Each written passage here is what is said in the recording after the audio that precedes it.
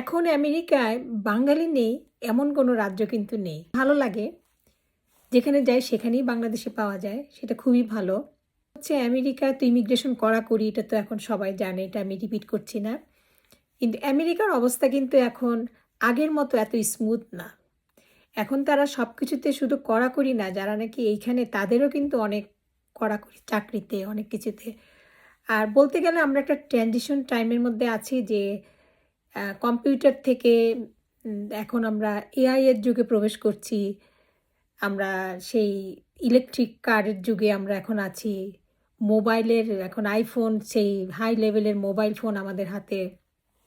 তো এখন টেকনোলজিটা বা চাকরিটা একটু ডিফারেন্ট টাইপের হয়। তো তার জন্য এখন খুব স্কিল জব এখানে দরকার আরকি।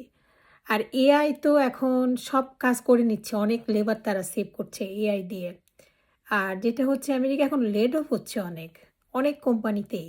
Random even Amazon, Facebook, Microsoft বড় যেটা হাইটেক কোম্পানিগুলা সবগুলাতে কিন্তু প্রচুর লেড অফ হয়েছে। এখন কোন দিকে যে যাচ্ছে, কি যে হবে জানি না। আর অনেক H-1 ভিসা কড়াকড়ি করছে। বাইরের থেকে ওয়ার্ক সোর্স তারা আনতে উৎসাহী না। আমেরিকান মানুষদের খাটাতে চাচ্ছে। আর আমেরিকানরা এখন তো শিক্ষিত। এরা তো এখন কলেজে যায়। এখন ওরা হাইলি এডুকেটেড। আমাদের সময়টা খুব গোল্ডেন টাইমে আমরা বিদেশে এসেছি এবং বাংলাদেশেও আমরা একটা গোল্ডেন টাইম পার করেছি। তো অন্যরকম বাংলাদেশ ছিল। এই ৩৫ বছরে বাংলাদেশেও অনেক চেঞ্জ আর আমেরিকাও অনেক চেঞ্জ। তো আমাদের সময়টা তো কিছুটা পার হয়ে গেছে। সমস্যা হচ্ছে ফিউচার জেনারেশন নিয়ে। যারা নাকি ছোট ছেলেপেলে যারা স্কুলে যায়, যারা নাকি ফিউচারে বড় হবে, তাদের জন্য জানি না তাদের কি আছে।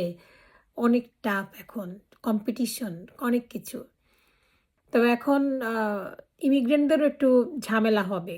চাকরি-বাকরি সবকিছুতে এখন ইমিগ্রেন্ট কেউ চাকরি দিয়ে আসা, পড়াশোনা করতে আসলেও তাদেরকে অনেক হাই কোয়ালিটির এবং কম্পিটিশন দিয়ে পার হতে হবে আরকি।